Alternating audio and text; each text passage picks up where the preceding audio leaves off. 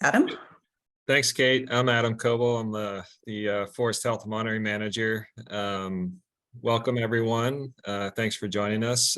Before I hand it back to Kate, I just wanted to provide a quick overview of the unit, the monitoring unit. So there's a lot of new faces to the unit.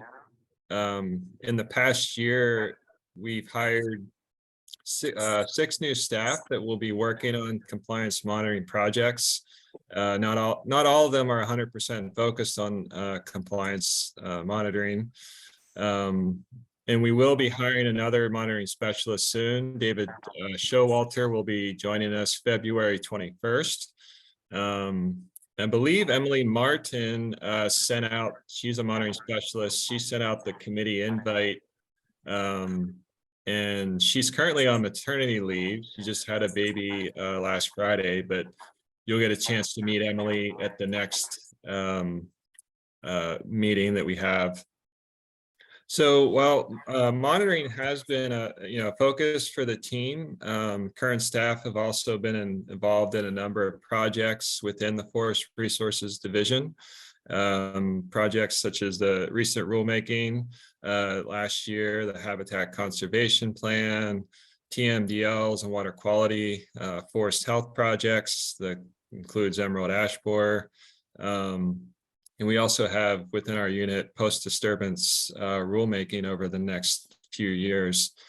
So as we start to develop and update the compliance monitoring program, and as we start to get closer to when the new rules go into effect, staff will start to focus more on compliance monitoring.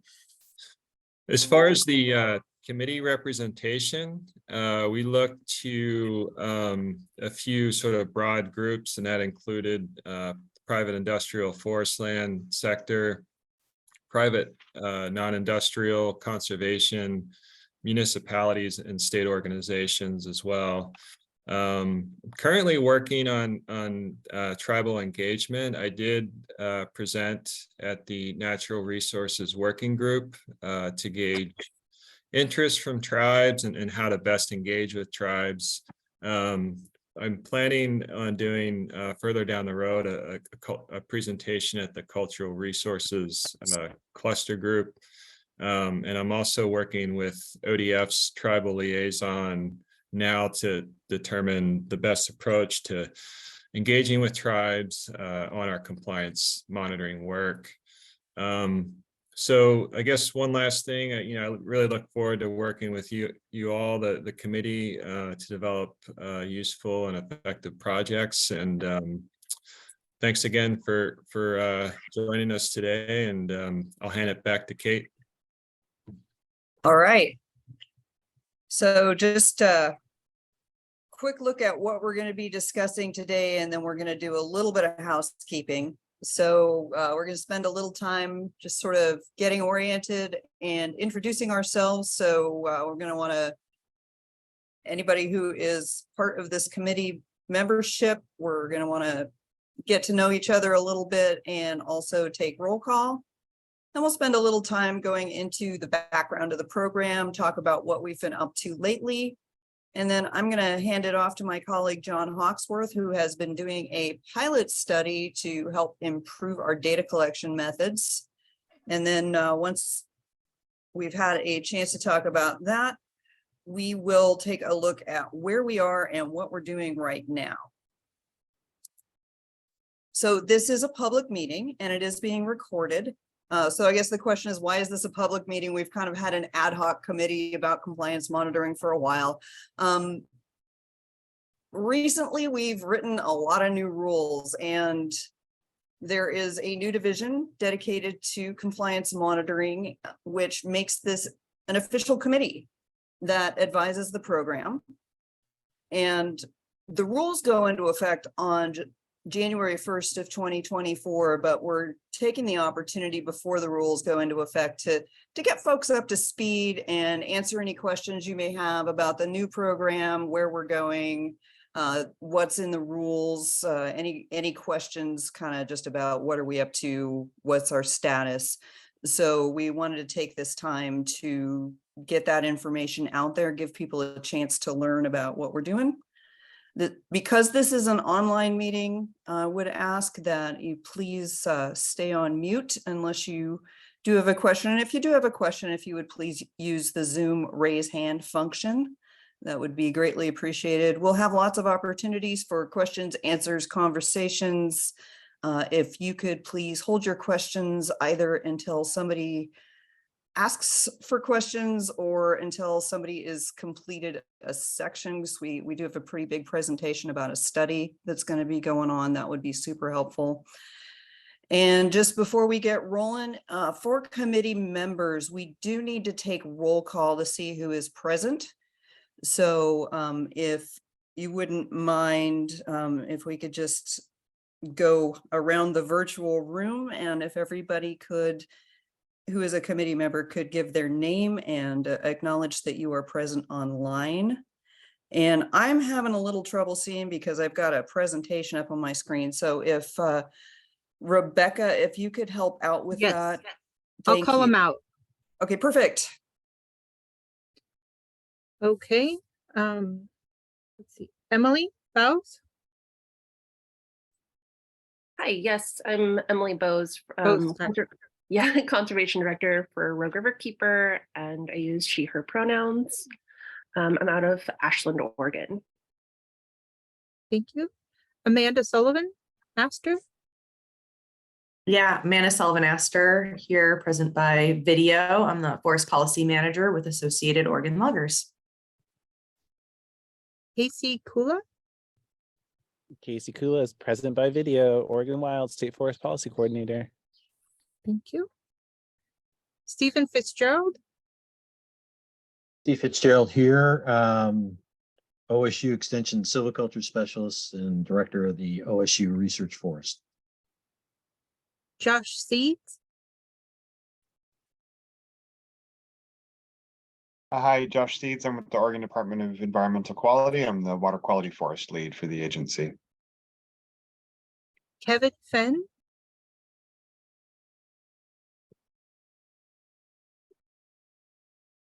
Hi, I'm Kevin Fenn. I work at Oregon Department of Agriculture in the Water Quality Program. Kyle Williams. Morning, everybody. Kyle Williams. I'm sitting in for Seth Barnes, but we are at OFIC.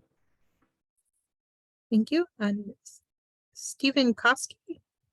Stephen Koski, Starker Forest out of Corvallis, Reforestation. And did I miss anyone that's not with ODF? I think we have it. Okay, awesome. Moving on then, we went ahead and if ODF folks who are present, since committee members have introduced themselves, if you wouldn't mind going around and letting folks know who you are. Just for those of you who came late, I'm Kate Thompson. I'm the Compliance Monitoring Coordinator for the program. And then if we could also go around the group, starting with Nick and Rebecca, if you could be my eyes on this, I would really appreciate it. Make sure we catch everybody. Sounds good.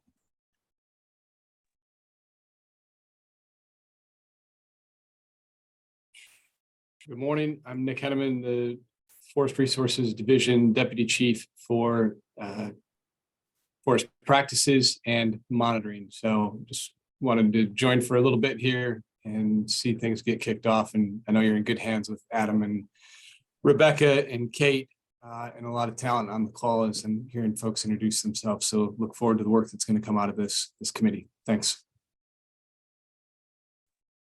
Adam. I'm Adam Coble. I'm the Forest Health and Monitoring Manager in the Forest Resources Division. John.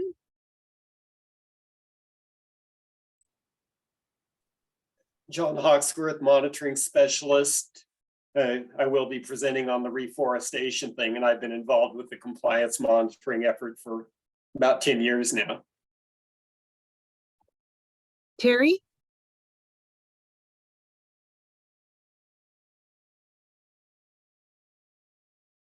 He may have jumped off. Elise. Hi, my name is Elise Chiba. I'm a monitoring specialist in compliance monitoring in the Forest Resources Division. And I'm Rebecca McCown, the riparian and aquatic specialist with the monitoring unit. Okay, so we've got a good house, great representation. It's nice to see people from up and down the I-5 corridor here, and hopefully we've got some folks in Central and Eastern Oregon as well. Little bit about this committee.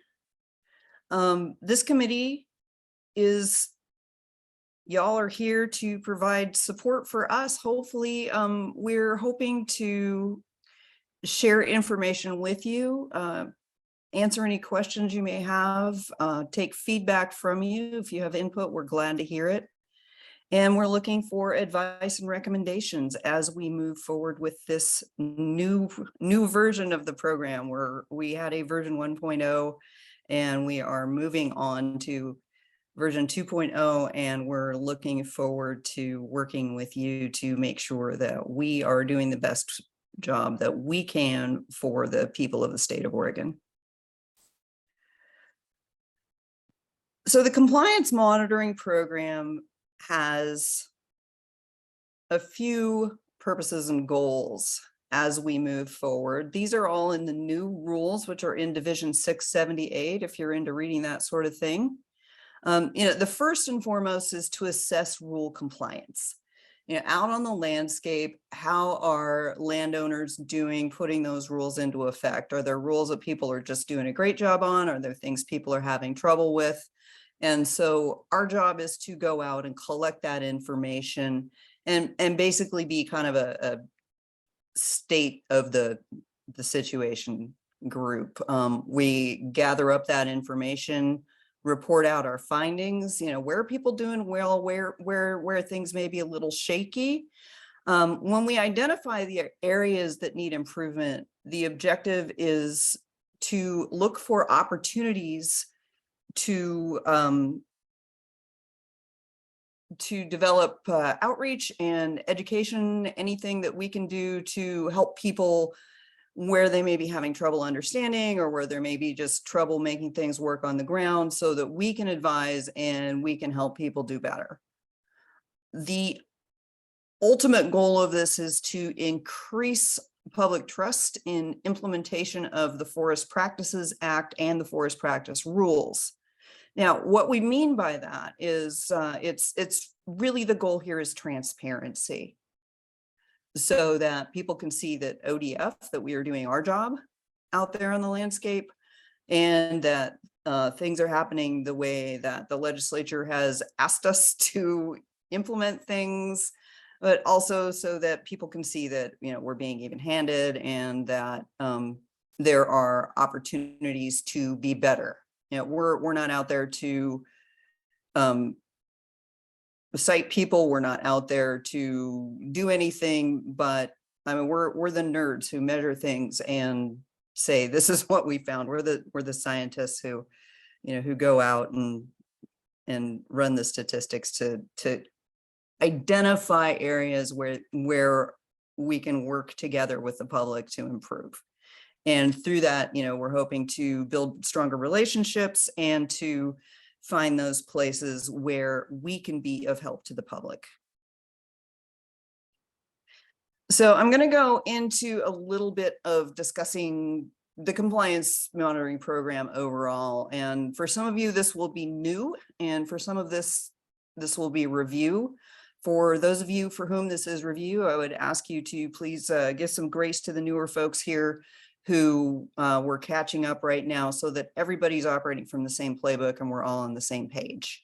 So I'm going to discuss the background of the program, some of the challenges that we faced in the past, some of the more recent changes that have been going on with legislation. There's been a lot going on. The updates that we are implementing currently to the program, and where we are looking forward. So first, version 1.0 of the compliance monitoring program. We've been monitoring for quite some time now. We've done a couple of studies on kind of how it's going, including looking from 1998 to 2002.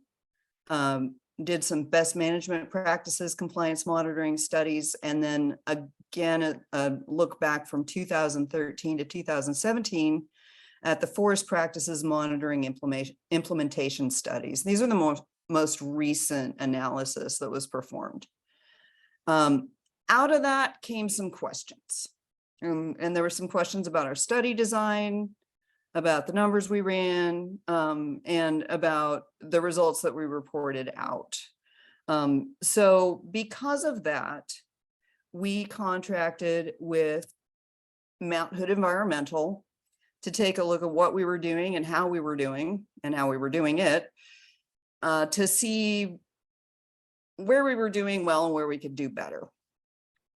And what they found was that we had a few issues with statistical designs where we were inadvertently double counting some things and you know, and those sorts of statistical errors, and that we needed to take a look at how we could work out a better system to make sure that was not happening.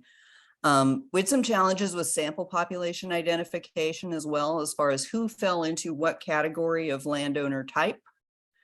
And we had some challenges with land access, because up until Senate Bill 1501, which I'm going to talk about in a moment, we were only able to access land where we had landowner permission. So that caused some challenges with making sure that our numbers were accurate, because, you know, of course, people who were doing great were like, come on over. And so, you know, our compliance rates were looking super, but weren't necessarily accurate. So while all this was going on, there was a whole bunch of other stuff happening in the background. We had the private forest accord, and so we had, you know, conservation and industry groups getting together and working out some natural resource policy issues, which in turn turned into Senate Bill 1501, which was a huge rewrite of the Forest Practices Act and included new compliance monitoring program requirements in terms of what we were going to focus on, how we were going to focus on it, how we were going to go about our business, all really helpful to focusing our program and helping us move forward and do an even better job than we had been doing. And then as part of that, additionally working on the habitat conservation plan. Hello, my habitat conservation plan people, that's another one of the hats I wear around here. And the information that comes out of the compliance monitoring program is going to be part of the reporting for the habitat conservation plan, which overall is going to look at, for reporting purposes, a much broader area and look at how all of our forest resources programs are going towards those particular ecological goals.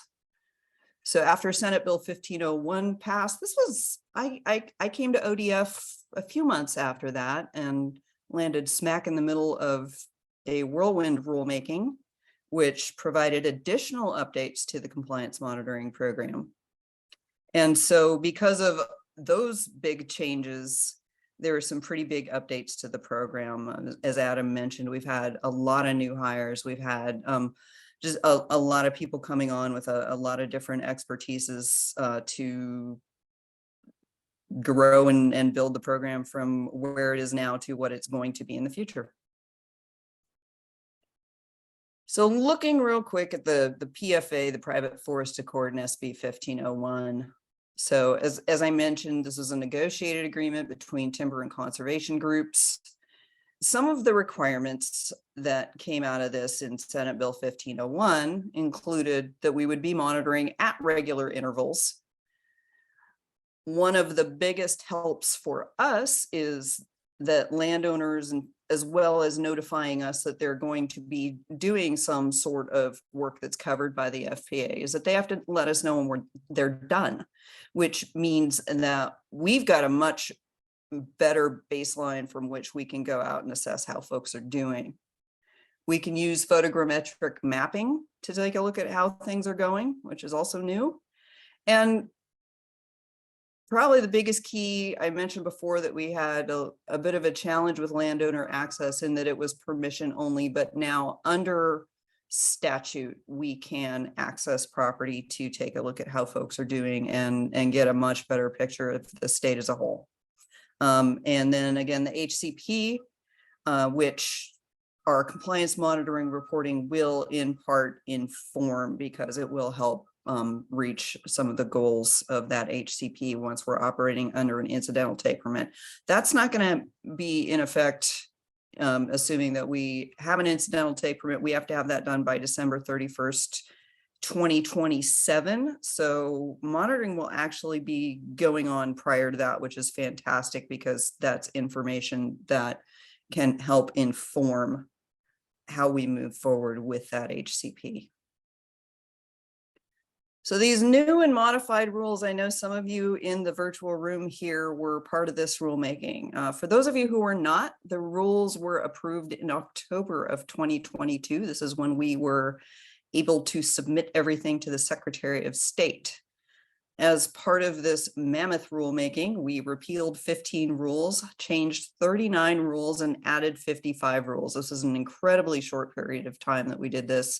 It was very exciting. We couldn't have done it without the incredible help that we had coming in. We had lots and lots of input and help to make sure that we were meeting the goals of the private forest according to SB 1501. These rules go into effect between the first batch went into effect on November 15, 2022, but the majority of them do go into effect on January 1st, 2024, which include the new compliance monitoring rules, which are in Division 678. Some of these new rules, this is like the 10,000 foot view of this particular rule division, include determining completion of FPA related activities. So again, not only do people submit a notification that they are going to do something, they let us know that they finished it. This helps us determine who is part of our sample set, basically. Where are we going to look? Are people actually done? As opposed to going out and going, oh, never mind. So that helps us narrow things down a bit. Division 605, which is another one of the rule divisions, gives us the process for how access to private forest lands works. As part of the rules, we will be hiring an external statistician. We'll be talking a little later about how that's going to make sure that our study designs are statistically sound, that we're using good sampling methods, and that we're putting good numbers out there, that, you know, this to make sure that the information that we are putting out there is valid, that it's reliable, and that it is, you know, scientifically sound and trustworthy.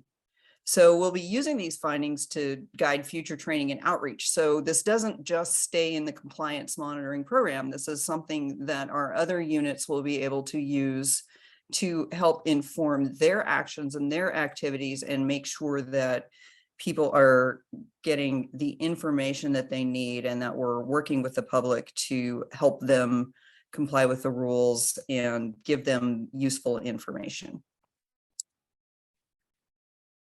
The new rules set forth some monitoring priorities.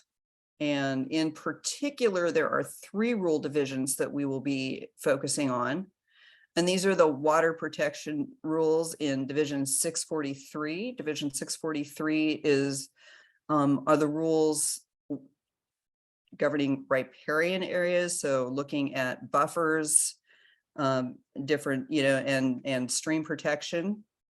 The steep slopes rules, the harvest rules in Division 630.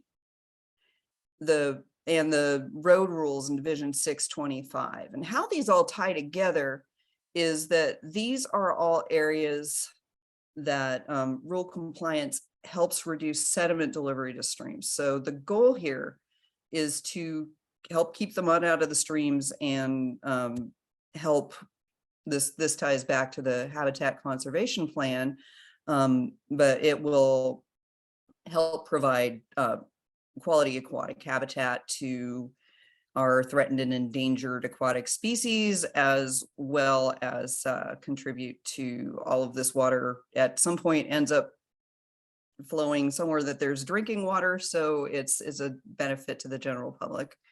And then there may be other rules that we monitor. This is up to the Board of Forestry. So if the Board of Forestry says, hey, go look over here, then we're going to be adding those as well. But for the first round of this new version of compliance monitoring, we will be focusing on these 3 rule divisions, the riparian rules, steep slopes, and the road rules. So before we go any further, are there any questions about what I just ran through? I don't see any hands, but if Rebecca, I have a little teeny window. So if Rebecca, do we have any hands up? Nope, no, nope. Okay, awesome. Now, Kate, that all sounded good so far. I have other questions, but we haven't, gotten. to Okay, them, yeah, so. we're probably not there yet.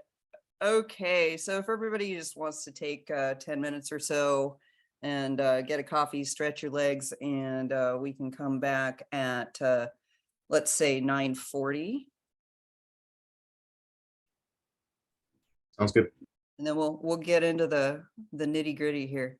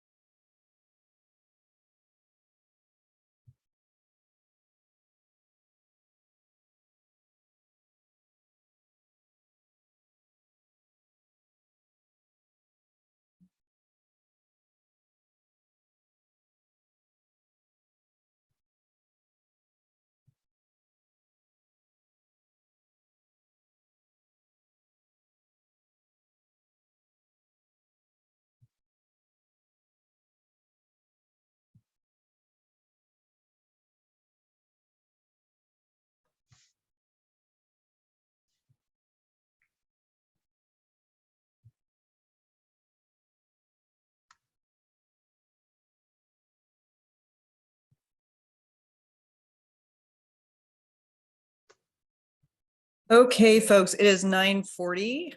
So let's go ahead and resume. And Kate, we had an additional person join, Brandon. Yes, Hi, I'm here. Hi, Brandon. Would you like to introduce yourself, please? Oh, sure. I'm Brandon Persinger. I do natural resource policy for the Association of Oregon Counties. Excellent. Thank you for joining us. Glad you could be here. Okay, so now that we've gone over the history of the compliance monitoring program, and Brandon, we're going to be sending out this slideshow afterwards. So if you have any questions after you've looked through it, please feel free to reach out. Talking about where we are now, we've looked at where we've been and kind of what's gotten us to where we are. We're working on version 2.0 of the compliance monitoring program. So we're taking what we had originally, and we are coming up with the latest and greatest version based on the information that we have gathered about ways that we can be doing better, what we need to be focusing on, and what's important at the current time. So we're doing a few things right now to make sure we are ready to go when the rules go into effect in January 2024. We've got to lay the groundwork right now so that we can implement everything and hit the ground running once those new rules are effective. One of our big projects right now that John Hawksworth is going to be talking about in a moment is a pilot study, which is going to help inform and improve our data collection techniques when we're out in the field. We're working on rule prioritization for the updated monitoring program. We have rule divisions that we are to focus on. It would take an infinite number of people to look at every single one of those rules. So we've been evaluating ways to make the best decisions and make sure that we are looking at rules that represent the overall rule set. And we've been working on this request for proposals to get a statistician to make sure that what we are doing is scientifically sound. So I'm going to go ahead and hand it over to John Hawksworth to talk about his pilot reforestation study. Let me see if I can get this window in a better place. There we go. For John, if you can just say next slide when you move on. And if everybody could hold your questions until the end of John's presentation, he's going to talk about what he's been doing on this pilot study. Well, thanks a lot, Kate. As Kate indicated, I've been working on this pilot for the reforestation study that was conducted in 2021 and 22. And I'll summarize that presentation in this study, but we also intend to send out a draft report for your review within the next couple of weeks. Now, this pilot study, you might ask, well, why do it in the first place? Well, it's intended to be a small scale test of methods and procedures that we can apply to future compliance monitoring projects. And this small scale approach offers several advantages because we can troubleshoot our methods with lower cost and less risk to program objectives than if we just went full bore first thing. And the logistical challenges that we encountered during this project can be used to identify areas for improvement in project design. Oh, next slide, please, Kate. Now, as far as this reforestation study in particular, we have a little bit of history to it. The compliance monitoring program in general tries to be forward-looking, maintaining continuous improvement while building upon prior efforts, the 1.0 that Kate mentions. Thus, we envision the reforestation project as a bridge between the 2013 to 2017 studies and future studies that we're currently designing, which again, Kate has kind of discussed some here. Now, consistent with this forward-looking approach, which we've had for quite a while, the reforestation topic itself was chosen in 2017 as an extension of the material we'd already covered in 2013 to 2017. Terry Free, among others, had worked on a monitoring strategy for us, and we passed out questionnaires and had been defined as a moderately high priority topic, not the top, but pretty high up there as something people wanted studied. And given our resources, we felt that we could add this as an extension to our existing body of work at the time. And that's what we did. So it was originally designed as something different, as a non-pilot study, as a full-on study. We'd hire contractors and do a full-size project covering multiple landowner types. Because of budgetary limitations and COVID-19, this was converted to a pilot study, focusing exclusively on private industrial landowners.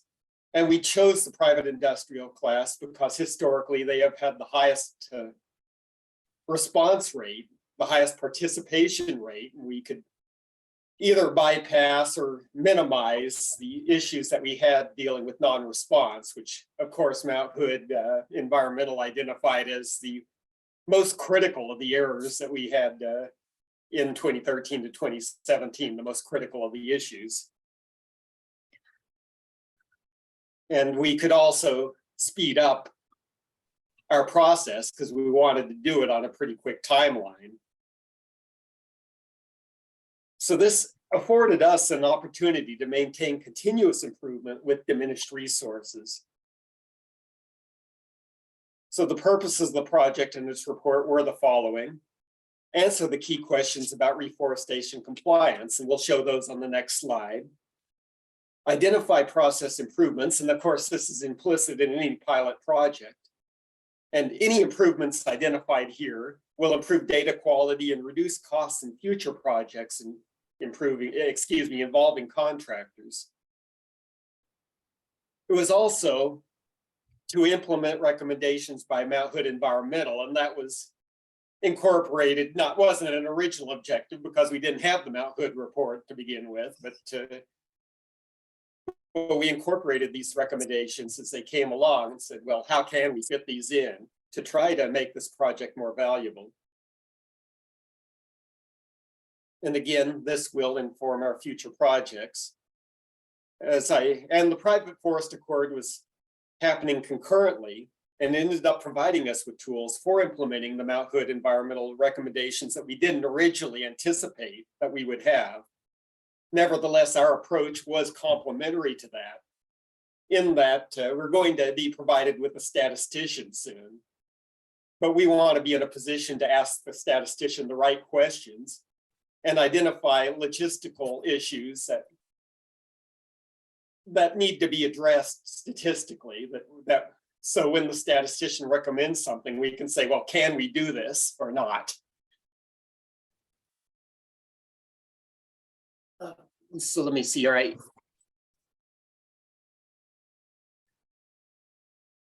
So the reforestation study was designed to address three questions. Was reforestation attempted? This would normally imply that you're using correct species. I think we can think of very strange cases where they'd be trying to reforest with non-economical species, but no, normally that's going to be implied. Did they try to reforest? Did they use appropriate species? Was reforestation completed on time? And then once we've established those first two, well, did the actual stalking that we observe meet our standards? Did they meet the forest practices rules? And the first two questions can usually be evaluated by a summary look.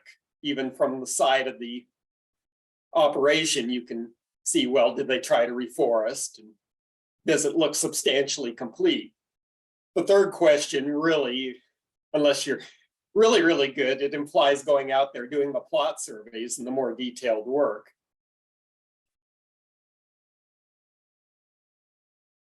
The next slide, please. Now I'm going to get a little bit into methods. I tried to figure out what the most relevant points were without getting too far into the weeds. But if you have further questions, we can address those at the question period. Our sampling design has always, back in 2013 and since, been based on random selection of notifications. However, the 2021 Mount Hood Environmental Report identified some questions related to sampling design that we had either not clearly stated, or maybe it was nuances that we had missed. So now we try to report the design more explicitly to remove these ambiguities that Mount Hood Environmental identified. We also have employed methods to better estimate the population from which we were drawing, because that's one of the issues that came up, was identified by Mount Hood. And part of it was the system that we use. Multiple people can notify, or you can presently you can notify without ever performing the operation. So we don't upfront know exactly how many operations were completed. So we chose our sites using the Forest Activity Electronic Reporting and Notification System, or FERNS as we usually know it. And we wanted to keep ourselves to this system. We had earlier systems, but they didn't have this explicit, they weren't geographically explicit. So we wanted this where there was clear mapping electronically, so we could actually see where duplicates were, or if a road operation visually was associated with the harvest operation. And give a clear idea of the mapping of the extent of the clear cut. And all of this provided us with the capacity for GIS analysis. In turn, that facilitated logistical planning and also helped us to identify duplicate notifications. The choice of ferns did affect our study design. Because ferns had only been around since 2014, we couldn't do a free to grow survey at the time because we would have had to go to the earlier system. So we instead conducted a planning study rather than a free to grow study. This in turn meant that we were looking for little tiny trees instead of great big trees. And instead of looking for landowner success like a free to grow study might do, instead we were having to focus more on landowner effort. Again, and I think I've mentioned it previously, the study was based on private industrial landowners. I should note that all of these categories in ferns are presently self-identified. They may be simplified somewhat by the changes that were imposed by the recent rule changes, but these presently self-identified. So they might or might not meet you and my conception of a private industrial landowner, but we chose this again because of the high response rate that we had in previous studies. And because we'd actually been able to work with the group, they're largely represented by OFIC, so we could work with OFIC in the predecessor to this committee, and hopefully have a central point where we could get our message across and have a better compliance rate that way. And we hope to reduce the amount of time to acquire access. I need to emphasize that landowner participation was and will be, for the next iteration of the reforestation study, voluntary. So we need express permission to conduct our survey on these sites. And if we want to be statistically valid, we need a high participation rate of the people we originally pick. The sampled population was composed of private industrial clear-cut notifications in ferns, and we chose an end date of 2019. And after adjusting for duplicates and operations that did not occur, once again, that was a Mount Hood environmental recommendation. The population was estimated 1,592 operations. As far as range of size, we picked a 2-acre minimum size because of logistical reasons. And we figured it would be hard to design surveys for smaller units. Even the 2-acre minimum does impose some logistical challenges, but you need to have a minimum somewhere that actually encompasses, is representative enough of what you want to study. And the maximum size would nominally be 120 acres, which is the what a clear cut's maximum size for a unit is supposed to be. without having a plan for alternate practice. And in ferns, you actually can design polygons that are bigger. So I couldn't just summarily get rid of the larger polygon sizes without looking further, but that's pretty close to the maximum size we had. All clear-cut sites in ferns that meet that criteria were assigned a random decimal number between 0 and 1. That way, duplicates would be very unusual if you're randomizing something with all these decimal places behind it. And we did that for the complete set. So if we needed a oversample of 500, for example, it might not have been logistically possible, but we did have a prioritization where we could have drawn a sample that size. And we drew 70 of the smallest numbers. So from 1 to 0, 0 to 1, the ones that were the closest to 0 as our oversample. This was drawn to ensure that we had enough sites to conduct surveys after allowing for non-response. And we did have to allow for non-response because of the high response rate we'd had earlier from private industrials. We felt good having an oversample of about 2 times. So we drew 70 sites. And from this oversample, we surveyed 37 sites. Just as a characteristic, since I mentioned the self-identification issue, of the surveyed sites, 36 belong to landowners with holdings exceeding 5,000 acres, who some would consider a surrogate for private industrial, while one landowner self-identified as owning 100 to 499 acres. Next slide, please.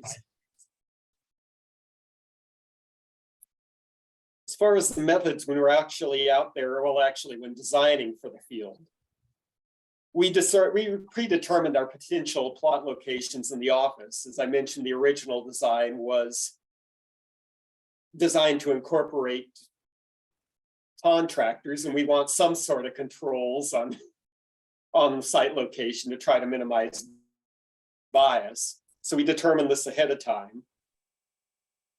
And we designed a plot layout to provide coverage of the entire unit. We could have gone totally random, just the unit, and do 1 point for every 2 acres.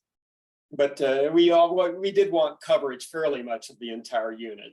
We wanted some spots that were random within this grid. So we wanted to have coverage while eliminating bias due to the systematic sampling. So to do this, we used a plot zone layout with one primary plot location, which is pictured in the center of this example here in my diagram, and numerous alternates in case the primary location was unsuitable for survey.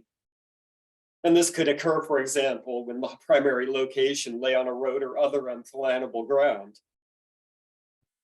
The picture on this slide is not to say a scale, but demonstrates the basic layout. So we had a 2-acre grid of these squares, a collection of them, and we had a plot within each of them. As I mentioned, the plot zone center was at the center of the right grid cell. Except if we had small units, those around 10 acres, less than 10 acres would average out to less than 2 acres if you wanted a minimum of 5 plots. And we arbitrarily determined that we wanted a minimum of 5 plots. This is something we're going to talk about with the contractor, the statistician. When we get the statistician, is to figure out if there's a better minimum, but we wanted a minimum of 5. So we did use a smaller grid if we were dealing with small units so that we could have a minimum of 5 plots per site.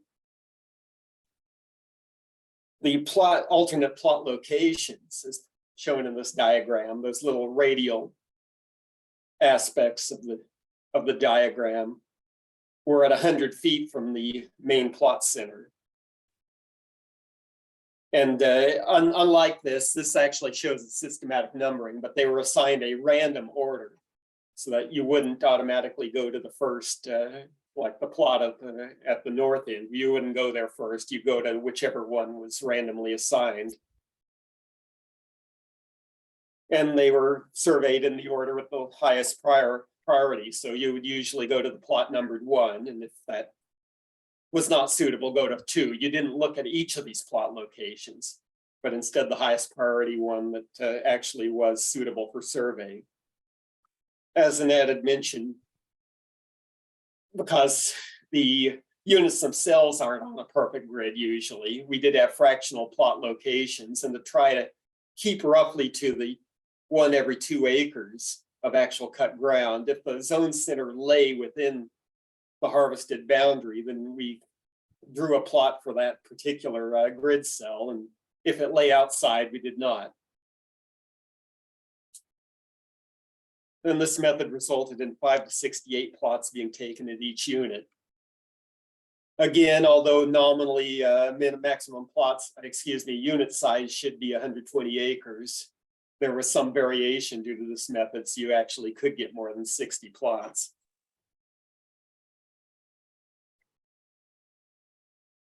Oh, next slide, please. And this is what it looks like, the layout on the ground. And this is not actually a site I surveyed over this period. This was an example site. You don't need to strain your eyes looking at the writing on all this. I'll kind of describe the real relevant points of it. But this shows how it works on an actual unit. This, at the site, the actual harvested area, I've actually given a heavy black outline, and there's a kind of gray outline that's a little outside of that. I think it's visible to the west. That was actually what Ferns notified. So we run into that quite a bit, where you have either mapping errors or just say harvested differently than they'd originally planned, or originally notified us for anyway. And we need to account for that. So when you have examples like this where the photography was available that showed post-harvest conditions, you can do this in the office, but sometimes you do have to do this out in the field, or have the contractor do it out in the field if we can't get recent enough imagery. And in this example, we have a blue line running down the middle, which and there's a hatch marked area around that blue line, and that represents an RMA. And this points out that if our plot centers lay within the RMA, then that was considered outside of our unit, and we did not take a plot there. So those in the hatch mark areas were not surveyed. And that would likewise happen if the plot,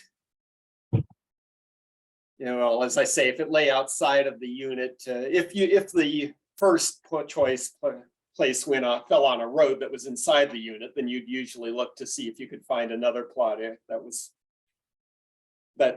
suitable in an area that you would replant, and go to that unit.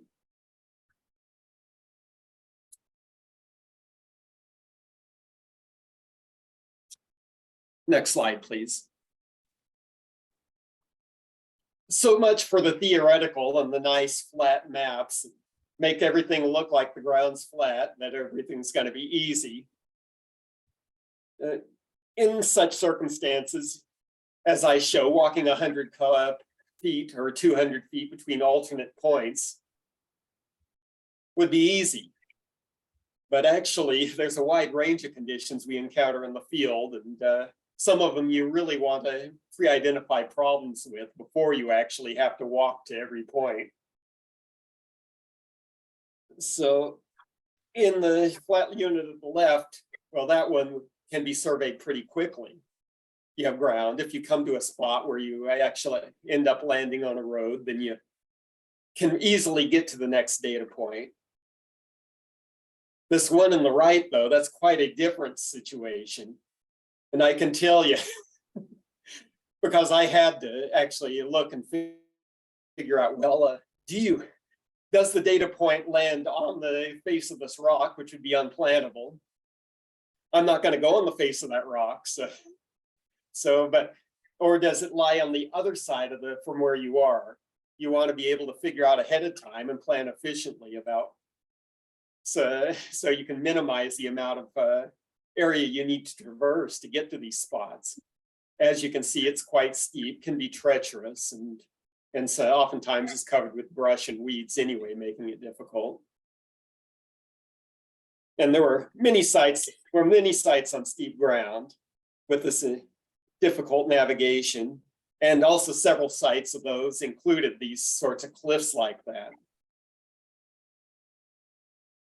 Now, in addition to the problems I face there, trying to visualize to when we have contractors going out there, contractors, when they bid on our contracts, are going to be very interested in knowing the nature of the ground. So we need to figure out ways of addressing that, letting them know about how steep they can expect things to be while still maintaining the landowner's privacy. Because the contract documents, the RFPs, are publicly available. So we will want to minimize identification of specific landowners, but we still want to be able to give the characteristics of these places. And part of this will be done through pre-screening and determining a minimum slope, a median slope, for example, or a mean slope on the lots.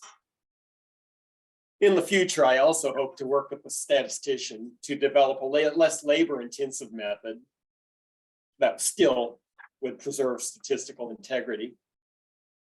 Next slide, please.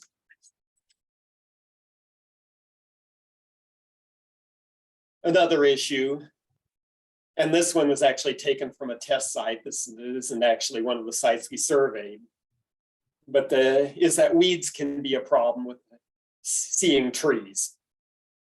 Weeds /can. This is far from the worst weedy condition I ever saw, but I think it's sufficient to kind of demonstrate the problem, especially when you're trying to observe dead trees as well, which we were. So some of those dead trees are the same color as the weeds here in the foreground. So we need to figure out how to minimize error on that. In several instances, I did have to double check my counts to make sure that I was catching things. Next slide, please. So with all of this, what were the key findings? Well, we found that reforestation was attempted on all 37 sites. And of course, with appropriate species. All units met the stocking standard. So when we actually went out there after initial evaluation and took our plots, all of them exceeded the 200 seedling equivalents. It was the minimum for the higher quality ground. Now, some of the sites, 5 of the sites we had there actually only required, by our judgment, only required 125 trees per acre, but we found that those also exceeded 200 trees per acre. And our mean among all the landowners, it was about 291 seedling equivalents per acre. And I know I've used the term tree per acre, so we actually look at as seedling equivalents, because if you have a larger residual tree, it actually counts as more than one.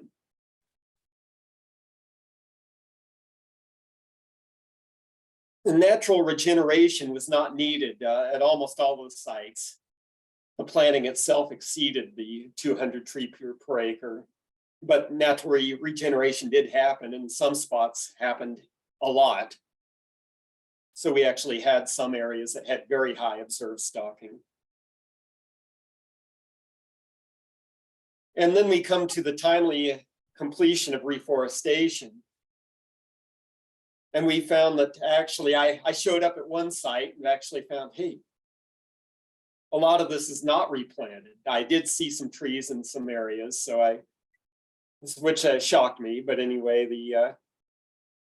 so I saw the evidence, so I couldn't say, no, it had not been attempted, but it hadn't been completed. So I contacted the landowner in this question, in this case, and the landowner stated that the ice storms and some of the other weather factors had really delayed the completion there.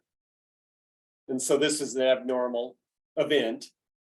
Still I couldn't count 100% compliance here, but it was something that impacted the replanting. And I did feel that since it had actually been completed by the time I contacted the landowner, I could actually evaluate the other 2 points, or about the species and about the stocking levels. And I did go back, and stocking there at that site was up to our standards.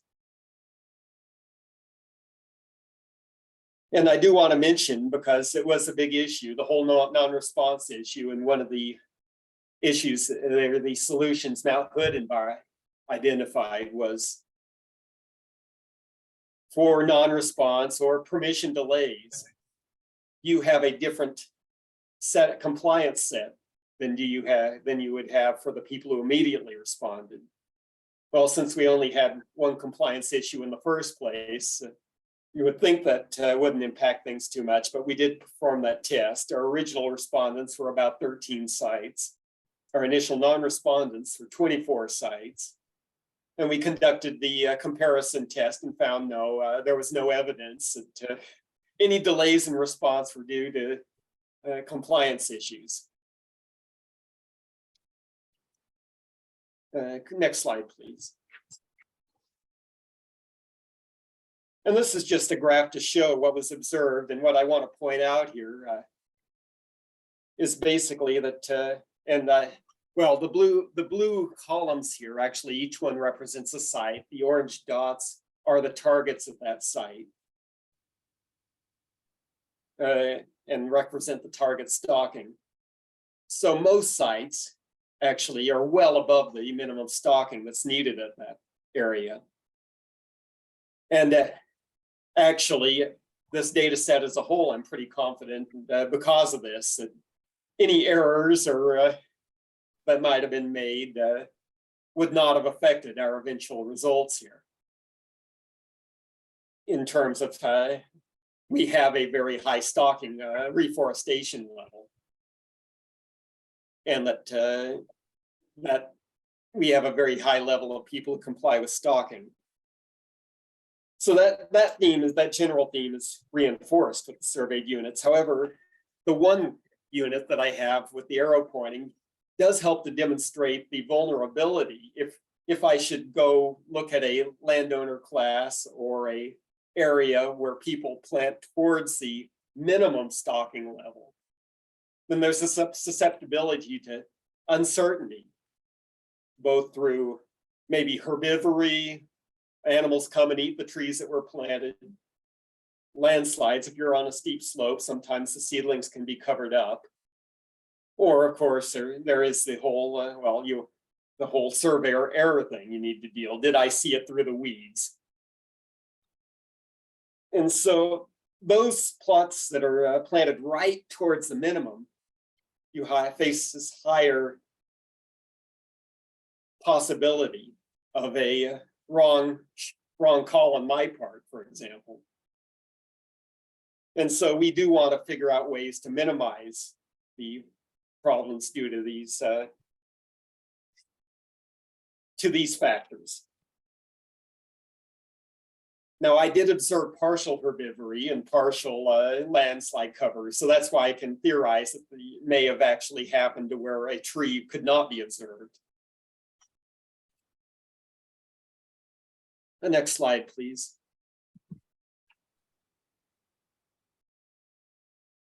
So our key findings about process, about things we can try to improve on, include, well, access was still difficult to gain, even though we tried ahead of time to let people know with our highest landowner response class, try to give them a heads up of what we were doing and why we were doing it. We still had a 5-month period from the initial request to the final permission that was gathered. So we still had a delay. However, we did get everyone, all of our high priority sites, the top 37 there, were ones that we didn't have to skip over somebody because permission either was refused or because someone didn't respond. So that helped our one task quite a bit. But we would still like to figure out ways to lessen this amount of time that we have here. Now, issues anecdotally, landowners, well, they kind of indicated two conflicting things. One was, well, this is a real complex thing, this data package we give, and we do provide a data package that provides this information and also provides protection for the confidentiality of the landowner. So that was one thing that kind of delayed responses. People really didn't want to deal with it. But the other main thing anecdotally was kind of the exact opposite. There were a couple landowners who actually required additional permits and had additional concerns that weren't covered apparently with our initial data package, with our initial letter package there. So for us, it kind of demonstrates that despite our efforts, we still need to find a way to improve our messaging, get the word out there that we really need to, that we're doing these things, that we're hoping to gain better data that will actually hopefully be beneficial to the landowners themselves by strengthening public trust. And similar messages, just that so that we'll have a speedier reply next time. Second thing was that, and I've already mentioned that too, that seedlings were not always observable. Between herbivory, landslides are the two major things. If you're completely covered with /2, that could be a problem. And these factors help to obscure things too, but we figure the things that you actually can see, we just need to make sure our surveyors are on the ball, but the things you can't see are still a problem. And we also found that we, by implementing many of the MHE recommendations, that did improve our study. Sort of they outlined a way that we could think about things where we could identify what our population was, what we were really trying to get at. And that helped us compare and say, well, is the sample set we're using or the ferns population we're drawing from, is that really helping us get at what we want to get? And so that helped. And certainly the population identification and those recommendations did help us. Now, it wasn't feasible for us to implement a couple of the MHE recommendations, and one of those actually happened to be the QA/QC protocol, because I was the only one out there. And Kate, can you please turn to the next slide there? So this is the one recommendation, probably the most major one that was not implemented. I was working alone and it already ran into time overruns on what I had initially expected this to take. And just there was no time for me to go back and actually do a scorecard on how many of my own evaluations were right. But we do want to fix that. So since the end of the pilot study, we have been working on methods for QC checks. Now we want to do this, we need a clearly marked spot, for example, and that's what this slide is showing, so that whoever's checking up on the original person comes to the same location. And we originally had designed this because we don't want to leave a lot of litter out on the landscape with flagging and that sort of thing. We also don't want to do things that will inconvenience the landowner later. We really would like something that lasts a month and goes away. Originally, we thought that painting these X's on the ground would contribute to that and would hopefully solve that whole issue. And we found, well, it's not necessarily that way. As shown in these two pictures, I took these a week apart. So the first one's bright, all nice. And this is on a test plot that we've used since we actually concluded our study. This is a week later in the second picture. And most of the plots I think I took 12 or 13 on that day, and I could find about 11 of them, I think. So I was able to find them, but as you can see, they were not exactly obvious. And this was after only 1 week. I will note that I applied that under wet conditions. But that's what we've got to deal with in the real world. I can't write into them. Well, I could. I'm not sure how many contractors we would have that would buy in, but it's not really feasible to write into a contract. You will only go out on nice days that are totally dry. And so So that's a reality we need to look at, is something where our marking actually lasts regardless of the weather conditions that the contractor went through.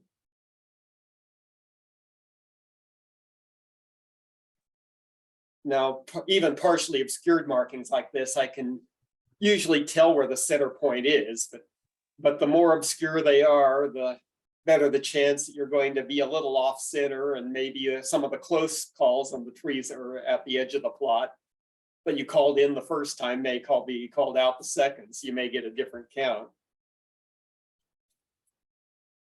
Nevertheless, based on my results so far, I think as long as even that much is, that takes a while to find, but I think I got pretty reliable results when I could find that much. The next slide, please. Meanwhile, well, the other thing is our timeline for the study, and we are currently working on getting a statistician. Hopefully we'll have one selected in the near future. And the contract, the original contract's for 2 years, but it's written so that it can be renewable up to 20 years so that we can have some long-term consistency in the advice we're getting. Meanwhile, I do need to get the permissions in the near future here, because these are things that, like I say, the characteristics of the survey sample are things that we want to have available for the contractor, for potential contractors, so that they can propose reasonable prices and yet know what they're getting into. And then we actually hope to have the field survey starting in about October, right about at the end of fire season. And with that said, next slide's probably a question slide. So, all right, questions. It looks like Stephen Fitzgerald has a question. I have a question too, but I can go after him. Yeah. Hey, John, thanks for that. Question for you. When picking the 37 sites, reforestation rules, you have 2 years to get seedlings in the ground. So in picking the 37, plus you're picking up mortality, did you look at the 37 where they had to be at least, say, 3 years post, or 3 years post harvest? Or yeah, let me just stop there, ask you that. All right, yeah, that was pretty much the basis. Was we among the issues that we had at the among the things we had in our packet for the landowners was, it was originally designed as a when did you complete your operation type question, because of ambiguities, because it had been carried away from an earlier thing which couldn't be so ambiguous. Some of them actually gave me the when did I plant sort of thing, which was valuable information also. And so yeah, we designed this so every site was visited after 2 years after the end of harvest. Or and at the end of harvest or at the end of planting? 2 years after the end of harvest. And what happens is there's, normally a planting season, and so it's 2 years and whatever increment till we get out there. So we didn't have any early sites, and if we got into a site early and found that it didn't have trees, then we would have to revisit it to make sure that they didn't do a last minute planting. But longer than that, there are normal planting seasons, and then there are seasons where people don't normally plant. So if we hadn't gone through into another normal planting season, then that was counted. So just to clarify, so if they said they completed the planting in a given year, then you went the next year out to that site so you could capture potential mortality in that first year, over that first growing season, or not? Well, no, although we did count mortality, that wasn't the central focus. So we so it was whether they actually did plant. And as I say, this was an effort thing, and that was actually assurance that we gave to this committee, or its earlier iteration, just about the last meeting I was involved with it. They wanted to know, well, we're not going to be penalized because things die on us, are we? And Paul says, no, this is an effort study. Yeah. So of course you. that, yeah. And then we did actually run over into the next planting season. So I did have to come up with methods to determine which trees were newly planted, which rather than those that had some signs of wear and tear and had obviously been there a while. Casey? So, Oh, yes, and it sounded like somebody else was going to jump in, but thank you for this presentation. I have many questions, and I probably will just like send them to you separately since we're at 10:25. But I think kind of the two main ones are how would you, if you were to be very specific in your conclusions, how would you, what would you speak, or do you have a written, like, these are my conclusions from this study? And I'm also curious then, are those going to be ones that you can actually, expand and be able to pull out the conclusion later? And then the other one is, how, John, do you want the compliance monitoring program committee to help you in strengthening the study or making it more applicable going forward? If I could jump in on this one, John, that was an awesome segue for us, Casey. We are planning to send everybody a copy of John's write-up. This was kind of the whirlwind tour of John's study so far. So the committee is going to have an opportunity to read the full study, including the conclusions that John has reached, and we're hoping to discuss those in upcoming meetings, and so whether it's, looking for ways that we can mark sites that aren't rained away and don't cause litter, or or any other things that you see that might be interesting or helpful, key points that you might tease out when you've read the full report. These are things we are very interested in hearing from you. yeah, pretty much what Kate said there. I was going to respond on the first part anyway about the same, that we will have a report coming out soon. Although I did hope that the conclusions were there and they identified things more fully. On the second part, and I see we do have another question, but I would like Adam to address the timeline on this. I mean, where the report is coming out, but as far as the comments, Adam may have some thoughts on that. Sure, but I think we've got 30 minutes here, so to move ahead and we can communicate that out when we send out the report.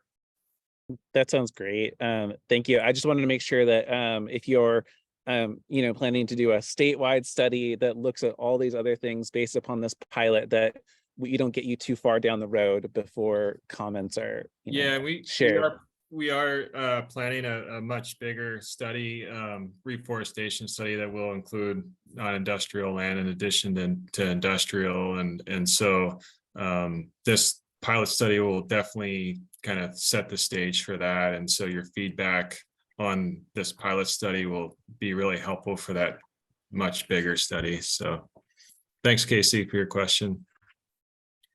So I think we have time for one last question. Okay, John, this is Steve Fitzgerald again. Maybe I missed it, but all the sites were west side, or did you have some east side or southwest Oregon sites? And that would probably, my question leads into that potential expanded study, but.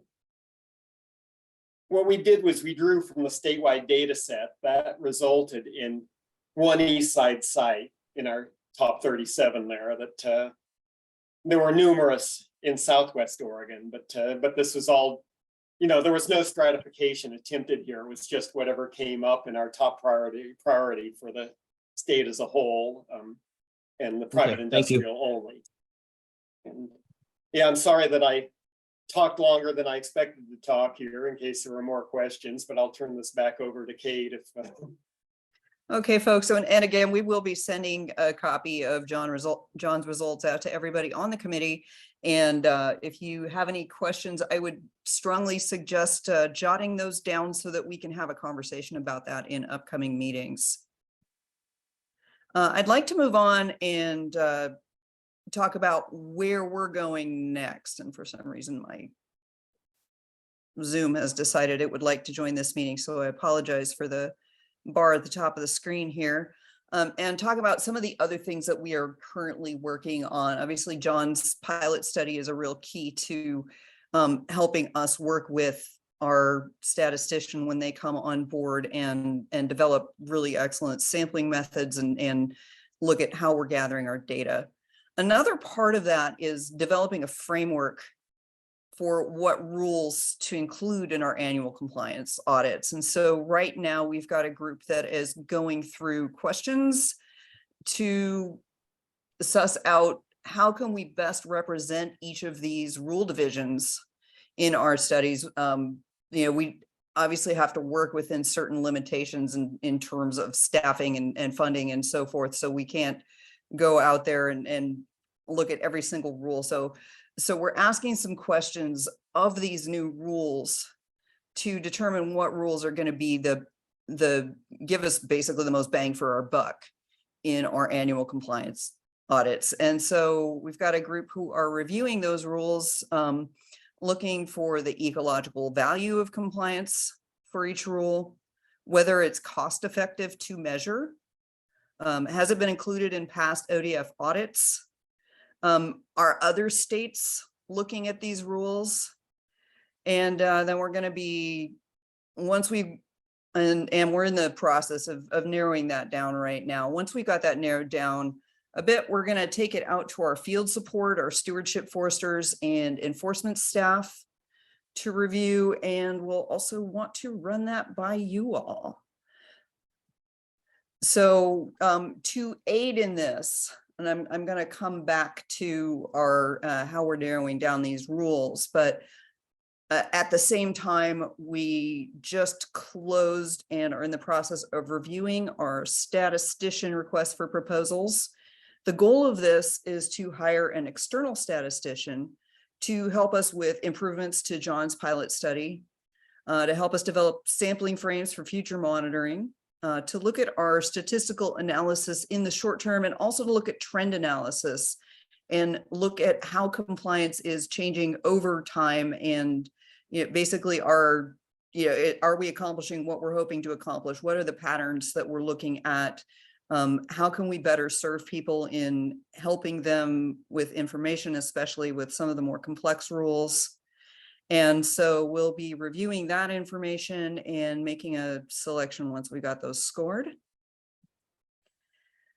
And so that all ties together into developing the study design. Once the statistician's on board, we're going to be looking at our study design, including what rules we're evaluating, how we're evaluating them, what is going to be the protocol out in the field when this information is first gathered, and then our quality assurance, quality control protocol to make sure that what we're measuring is in fact what we're intending to measure. So those are some of the next steps we're going to be taking. And then over the course of this year, we're going to be, once the statistician is on board, we're going to work with them on the study design for the reforestation study and further program improvements as we get our process dialed in, so that we are ready on January 1st, 2024 for the new rules to go in effect. And then we need to give folks a year to implement those rules. So we'll begin data collection in 2025. And our current plan is to do this in alternate years. So we'll focus on riparian areas one year, and then roads and steep slopes and around and around and around, so that it'll be riparian areas, roads, riparian areas, steep slopes, and so that we're able to give each of those rule divisions the attention they need. So I want to talk about future meetings, and then we'll open the floor up to discussion.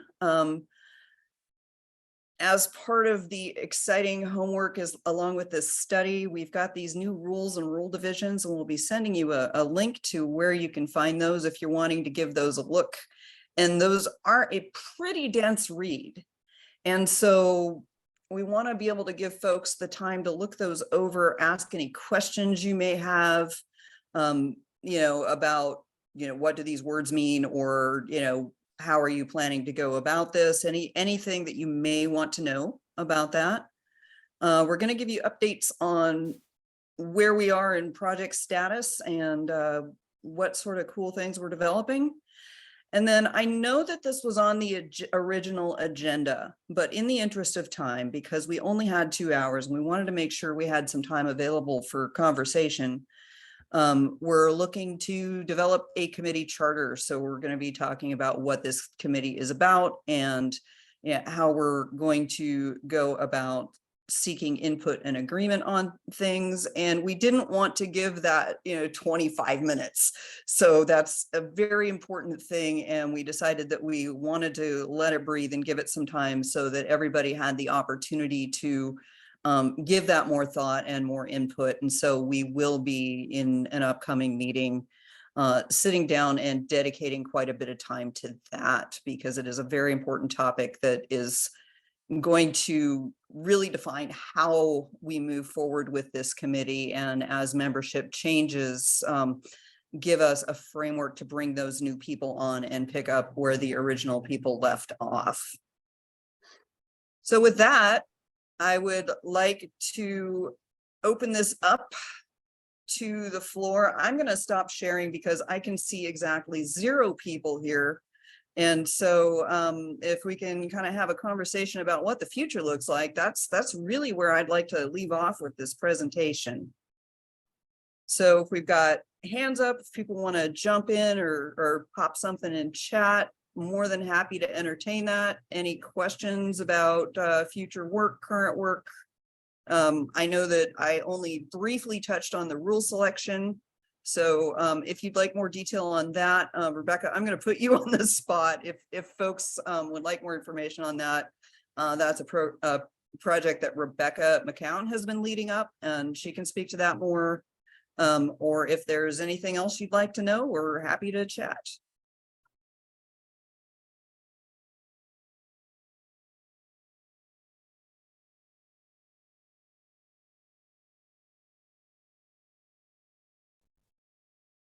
Josh, I see you have your hand up.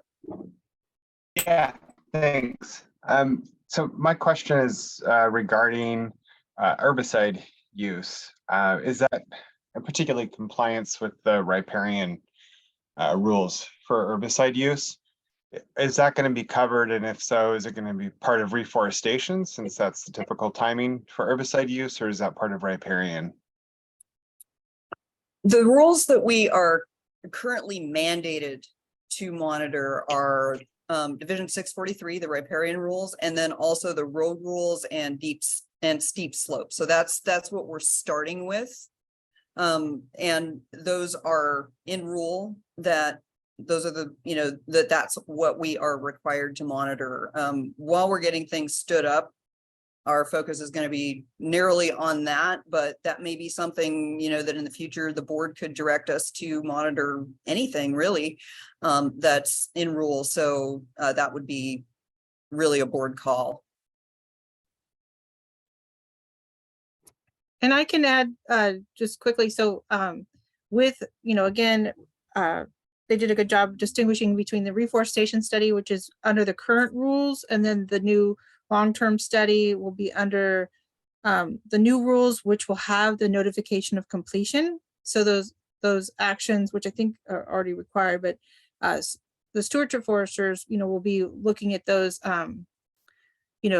it won't be necessarily part of the compliance monitoring. It could become like a side project, if the board directs, but when it comes to, did they apply the herbicides, they have to notify of completion, and there could be that follow-up with stewardship foresters. But at the kind of the inspection level, the stewardship forester inspection level. But again, we never know, the board could say they want us to look at that on the side, as additional rules to assess. Thank you. And to follow up, this is Casey. Just to follow up on this is because you said discussion, I'm going to ask Josh. Josh, what were you imagining a measurement or a data point looking like for that. And the reason I say that is because I believe that the last slide included defining some of the components of what we're measuring, or what the field team is measuring. So Josh, to you, what were you thinking? Yeah. I mean, I was thinking something pretty simple, like a vegetation evaluation. I mean, it's pretty clear if vegetation has been killed by herbicide or not. And so if you're already, my thinking, like, for example, on the riparian side, if you're already assessing whether or not required trees were retained, looking for where's the line of herbicide damage, and is it both protecting, not even having to look at labels, but is it protecting the retained vegetation? And is it, no nearer than the 50 or 75 foot limits that were in, what was it, 1601, I think, was, or 1602, I forget what the Senate bill's number was exactly. But so, there's the three standards that you have to meet: the label, the statutorily prescribed distances, and then protecting retained vegetation. So was retained vegetation protected, and are you farther than 50 feet or farther than 75 feet when you get to the kill line? Be pretty straightforward to collect. And so that's why I was wondering about including that as part of riparian or part of reforestation, riparian particularly. Do y'all want to respond to that? Yeah, Adam, would you like to speak to that one? Yeah, I think right now, Josh, we have to stick to what's in rule, and it's pretty clear what our priorities are in terms of which division we're monitoring for in terms of compliance. But like Rebecca and Kate said, if there's the board can direct us to focus on specific rule sets that they feel that should be monitored. That's something we're willing to do. So to follow up on that, Adam, if I may, we have, I mean, I think based upon this draft charter that doesn't yet exist, we may have the charge to make recommendations to ODF on what is measured for each individual thing. But to that end, Adam, if you're measuring in the riparian area or in the stream in order to monitor the riparian, I'm assuming you're talking about the buffer rule. What are you imagining for that measurement or that suite of measurements? Yeah, that's something that we're currently, Rebecca and other monitoring staff are looking at right now. And feel free to chime in, Rebecca, but the process we're going through each rule and section, basically figuring out, is it measurable, quantifiable in terms of compliance monitoring measurements? Can we go out in the field and say yes or no, there was compliance? And so, I mean, buffer width is certainly, I think, one that is for sure. But I think, the logistics too is something we're considering. We can't measure compliance on all the rules and all the sections, but Rebecca, do you want to speak to more about that, kind of how we're going through each one and Yes. sort of the plan there? So it's been an amazing task. So we're taking each rule in that rule division, we're taking each, I can never get the names right, but you have your 1A, 1B, 1C, 2A, 2. So we're looking at each individual one, looking at, okay, is this something that we've measured in the past? Again, the ecological importance of that rule, like if they did not comply, how detrimental it would be to the landscape, to water quality. So we're taking all those into consideration. And then also looking, okay, is Washington State using this as a prioritized rule set to assess? Just kind of covering our gamuts. The you know, some of the things that come to mind that will, you know, components is like, are trees overhanging the riparian area, you know, over the stream? Like, are they not cutting those and letting them in, dropping them in the creek? Other ones is they are leaving large woods. So they're very specific. And then again, we're looking at the ecological benefit of the rule being in compliance versus not in compliance. And then again, cost effectiveness, like, is it balancing those two so that one rule in itself doesn't take up the whole study. We're looking at it kind of with many lenses, right? We're looking at soil lens, we're looking at the habitat lens, we're looking at water quality lens, and then which ones can really package all those, which particular rules really hit all of those, where it's really important that those are being landowners in compliance. Hopefully that answers your question, but I believe our next meeting we'll be going through all that, and I love more input on getting your lenses on that information. Yeah, since I've talked so much, I'm going to say thank you. I look forward to more conversations about that. I think Steven's got a question. Yeah, so maybe I'm a little confused. That discussion was really good, but going forward, I think the private forestry accord, at least for SSBT, the buffers are 110 or somewhere around there, right? So in monitoring herbicide use, then it would be from 110, well, assuming they harvest to the 110-foot line, then the herbicide, you would be evaluating whether it went into the riparian area a little bit or not. It seems like that would be pretty easy. I don't know what we would be doing within the 110. I mean, you talked about trees hanging over. Well, who cares? I mean, we care. That's the purpose of the 110. But as far as you monitoring that, part of this committee, I don't see that as intensive monitoring, but periodic monitoring to make sure the riparian widths are operating the way we hope they will. Do I have that wrong? No, not at all. You're absolutely right.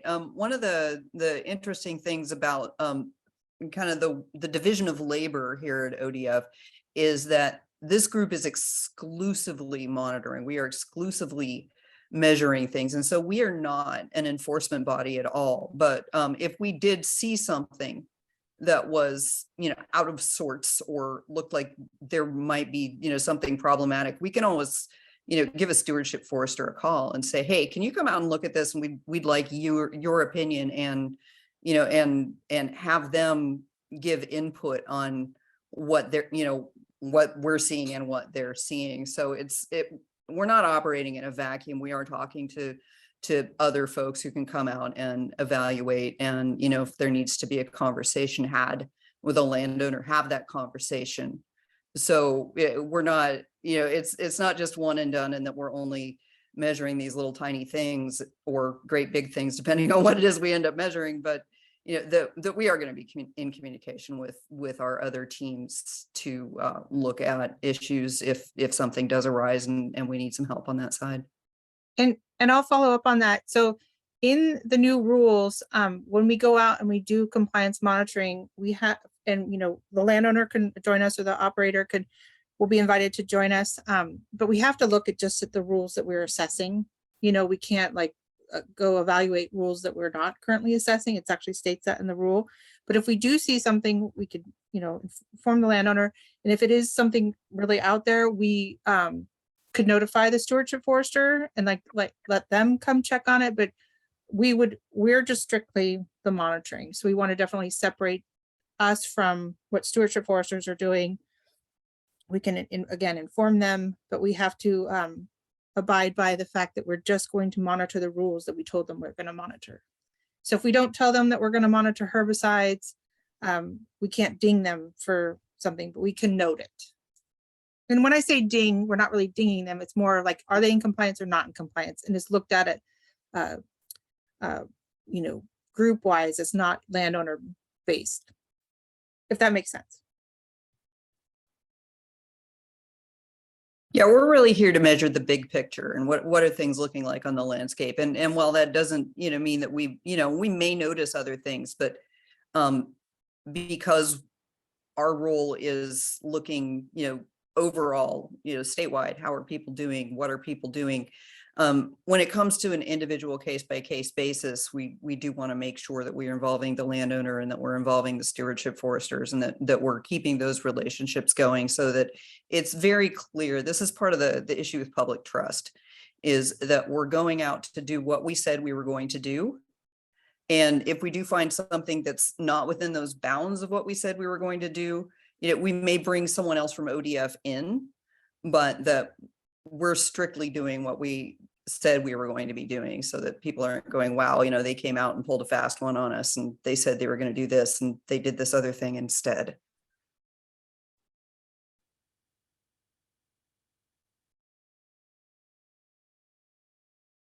Any other questions?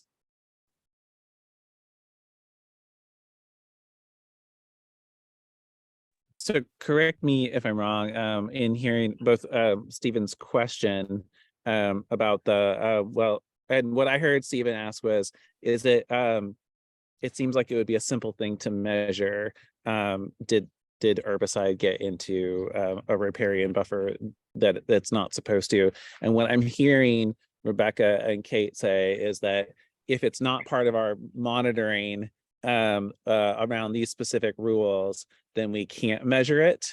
And then I think there was a little bit of other stuff about enforcement, which I don't think is really relevant here. But is it correct to say that once the compliance monitoring equipment and you have the discussion about what you're going to measure and you decide to measure it, those are the things that you're going out and measuring on people's land, correct? And that Correct. gives assurance Yes. to a landowner that they're just there to do their surveys for X issue. Correct. And we are As bound part of by the- law as and part of the rule state, as sorry.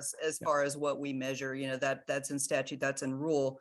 And so we would be stepping outside of the requirements that we have been given.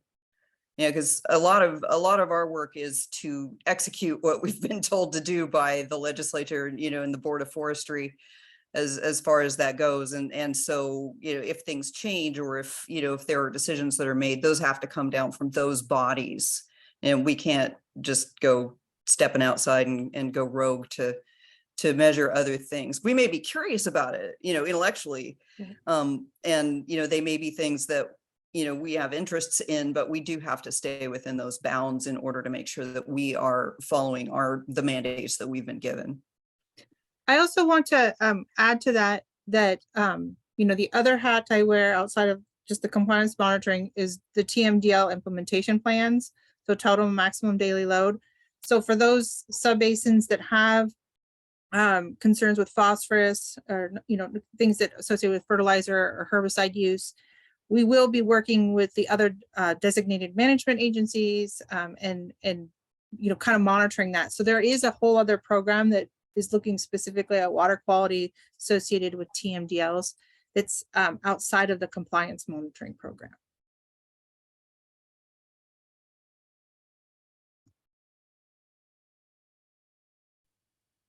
Okay, we've still got a few minutes left. Are there any other questions? Okay, if not, I will, oh, Rick. Yes. Oh, Rick, we missed you. I am so sorry. I just got a message from Rick Zen, who we missed in the introductions. Rick is with Oswa, and Rick, if you would like to introduce yourself, please, that would be absolutely awesome. Thanks, Kate. Happy to be here. Rick Zinn, new Executive Director, Oregon Small Woodlands. And Rick always has the best background.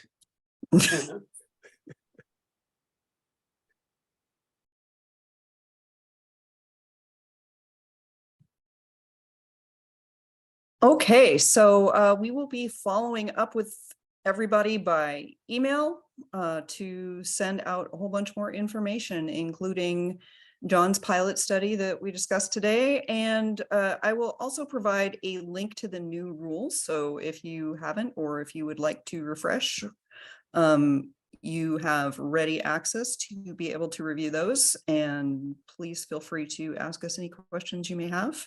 If you're like me and you think of that awesome question at 2 o'clock the next morning, please feel free to shoot us an email or, give us a call, and, we're happy to address those as well. So I'll go ahead and give you your 5 minutes back. And I do want to thank everybody for coming. Really looking forward to working with you, and we'll be connecting again here shortly. Okay, thanks, everyone. So. Thanks, everyone.